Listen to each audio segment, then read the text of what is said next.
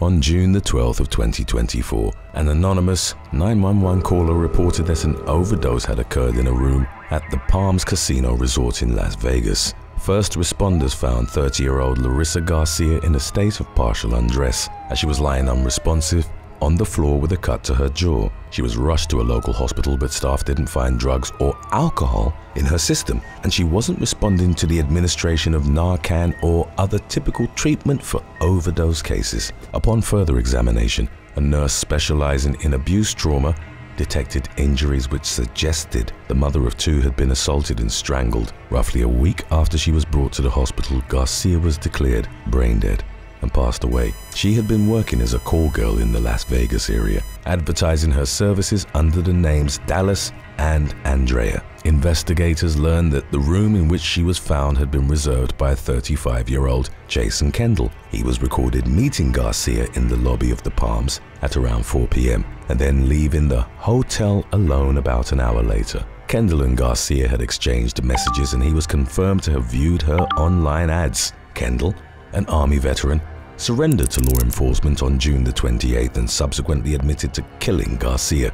He told detectives that he'd arranged to pay her $2,000 for intercourse. They went to the room, but he reportedly snapped when the escort asked him for more money. Kendall confessed to hitting Garcia in the face, choking her for 10 minutes and then forcing himself on her. The Army veteran abused her while she was severely injured and unable to defend herself. He then dragged her away from the door, left the hotel and made the anonymous call to 911, reporting the incident as an overdose. He was charged with open murder, assault, and battery by strangulation to commit assault. Kendall's charges were expected to be upgraded to first-degree murder, meaning that he could receive the death penalty if found guilty. Number 6. Victoria Greenwood.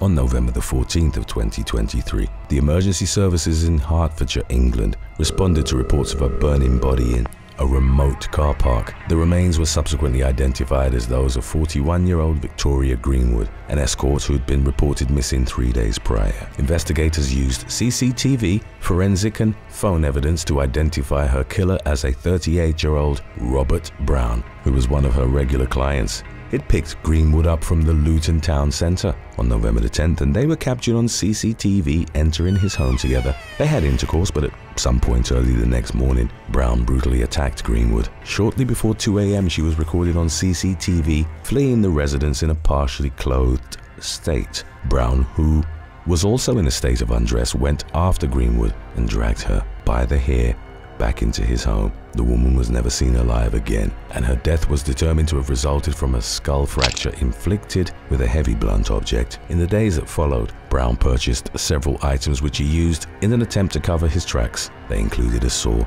a foldable sack barrow, a jerry can, duct tape, and a large amount of cleaning supplies. On Sunday, November the 12th, he was captured on CCTV using the sack barrow to transport a large furniture unit which contained Greenwood's body out of his home. That evening, he was seen at a local gas station filling a container with fuel. He returned to work on the 13th, most likely with Greenwood's body still in his car.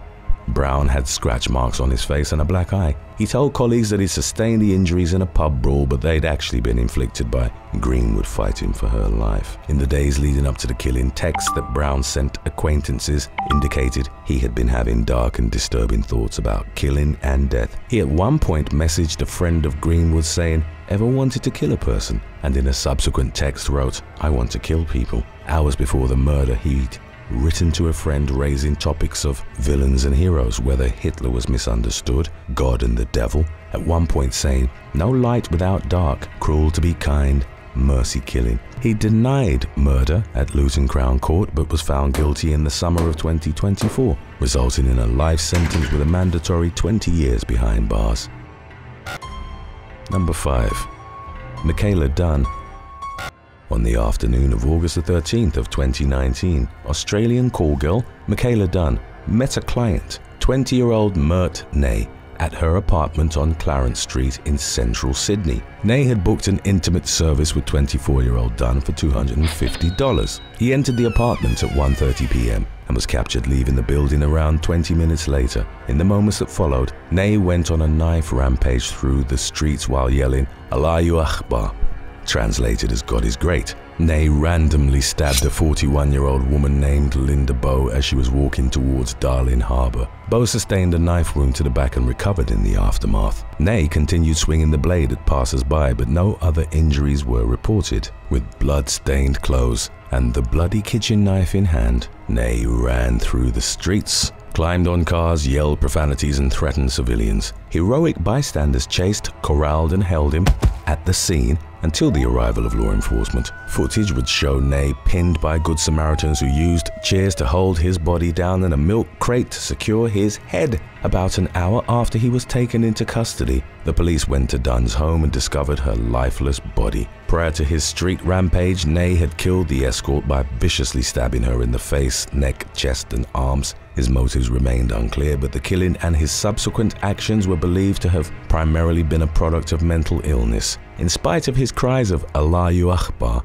Nay wasn't affiliated with any extremist groups. As the legal proceedings unfolded, he pleaded guilty to Dunn's murder and to the attack on Bowe. On May the 14th of 2021 at New South Wales Supreme Court, he was sentenced to 44 years in prison with a non-parole period of 33 years. Several incidents that took place during Nay's incarceration further attested to his mental instability. 15 months were added to his sentence in October of 2021 after he attacked a corrections officer, and then another 12 after he set his jail cell on fire. In February of 2023, he threw boiling water on an inmate, which again prolonged his sentence. In July of 2024, Nay used a makeshift weapon to slash a guard across the chest at Goulburn Supermax, Australia's highest security prison. The officer was taken to the hospital in stable condition while Nay faced charges and consequently more prison time. Number 4. Laura Christina Oay. In August of 2019, a Colombian escort was gunned down under mysterious circumstances at the apartment she rented in Mexico City. The semi-nude body of 31-year-old Laura Christina Oay was discovered by her housekeeper in the early hours of August the 20th. Days before she was killed, Oay had posted a video on Twitter advertising her services for an unrivaled time under the alias Catherine VIP. On the same account where she described herself as a Latina doll, a very sweet angel and a real woman. Oay posted her rates. She charged $76 for the everything included package at her home in Polanco, or $100 for encounters at hotel rooms or clients' homes. Oay had arrived in Mexico in 2017 and worked different jobs, including modeling, but turned to the escort business to earn more money for her family in Ibagué, a city in western Colombia. Fearing for her safety, she reportedly preferred to work out of her home, which was in a building safeguarded by 8 guards. Oay had seen 3 different clients on August the 19th before ending her day at 5 p.m. The last person to have ever heard from her was her landlord at around 10 p.m. when she asked him for more time to pay August's rent. At some point in the hours that followed, she met her killer. He shot Oay once in the head, leaving her in a pool of blood in the hallway of her home. The killer's fingerprints were lifted from the scene and a footprint was found on the murdered escort's head. Surveillance cameras had captured a suspect fleeing the area, but in spite of the evidence and desperate pleas for justice from Oay's mother, no arrests were made in the immediate aftermath. Number 3. Eileen Cotter.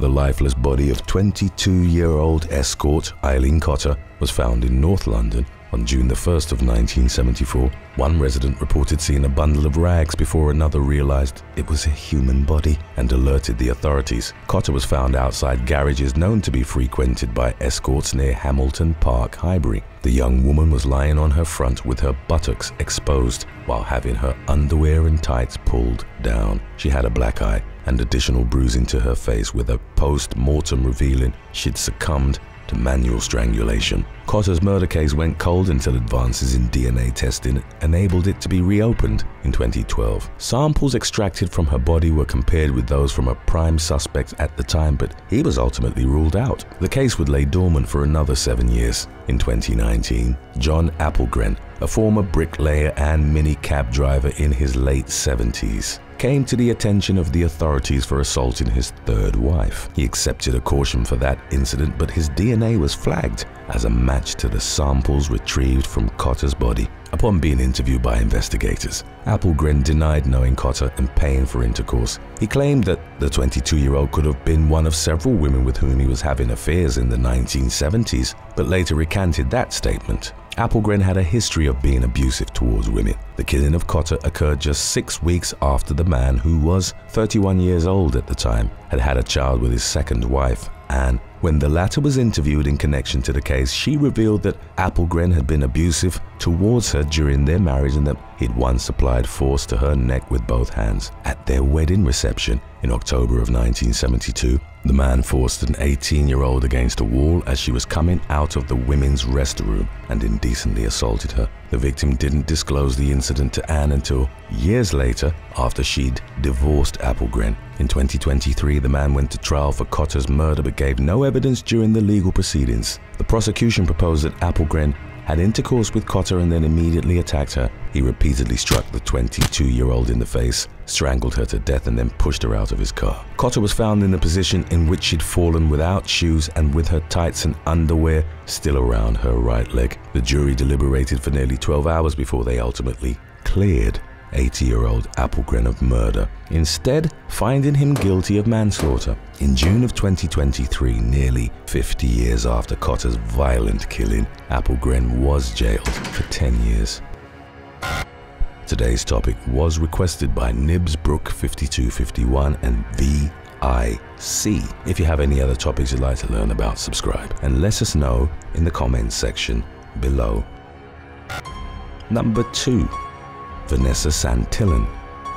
In late March of 2015, transgender escort Vanessa Santillan was found dead on the floor of her home in Fulham, southwest London. 33-year-old Santillan was naked from the waist down, and next to her body was a used contraceptive device and broken false fingernails. She'd succumbed to massive trauma to the head and manual strangulation. 2 months prior, Santillan had arrived in the UK from Mexico with her husband, 24-year-old bodybuilder Joaquin Gomez Hernandez. She was working as an escort at the time of her death. According to her online ads, Santillan had previously performed escort services in Paris and Miami. Gomez Hernandez told the police that he'd found his wife's body and suspected one of her clients had murdered her. Investigators would eventually discover that he was in fact responsible for her death. On May the 27th, he and Santillan went clubbing with 3 friends. They returned to the apartment in the early morning hours and continued drinking wine and champagne.